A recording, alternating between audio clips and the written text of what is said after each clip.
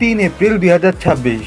ক্যালেন্ডারের এই তারিখটি কি বাংলাদেশের ফুটবলের ইতিহাসে স্বর্ণাক্ষরে লেখা থাকবে?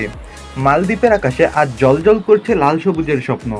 সাফ অনূর্ধ্ব-20 চ্যাম্পিয়নশিপের হাই ভোল্টেজ ফাইনাল, মুখোমুখি দুই চিরপ্রতিদ্বন্দ্বী বাংলাদেশ ও ভারত। এটা শুধু একটা ফুটবল ম্যাচ নয়, এটা আমাদের প্রাইড, আমাদের প্যাশন আর আমাদের পাওয়ারের লড়াই। ইয়াং টাইগার্সরা আজ প্রস্তুত ইতিহাস নতুন করে লেখার জন্য। ট্রফি কি আসবে ঢাকায়, নাকি মালদ্বীপের সৈকতে হাসবে ভারতীয়রা? Battle for pride.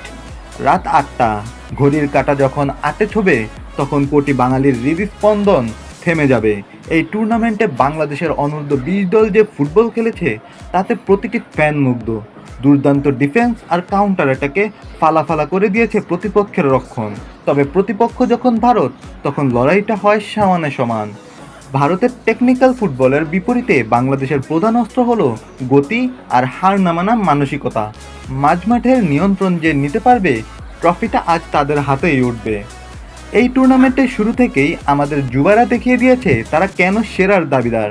একের পর এক বাধা টপকে আজ তারা স্বপ্নের দুয়ারে। ভারতের বিরুদ্ধে ম্যাচ মানেই স্নায়ুচাপের লড়াই, কিন্তু মারুফ রাব্বিদের চোখে আজ কেবল শিরোপার স্বপ্ন। গত সাফের সেই আক্ষেপ মেটানোর আজই সেরা সুযোগ। মালদ্বীপের মাঠে যখন বাংলাদেশের জাতীয় সঙ্গীত বাজবে, তখন প্রতিটি প্লেয়ারের রক্তে বইবে বিজয়ের নেশা। আজ আমাদের যুবারা লড়বে বীরের মতো, জয় করবে বীরের মতো। আপনার কি মনে হয় আজকের স্কোর লাইন কত হবে? বাংলাদেশ কি পারবে ট্রফিটা ঘরে নিয়ে আসতে? কমেন্ট বক্সে আপনার মতামত জানান।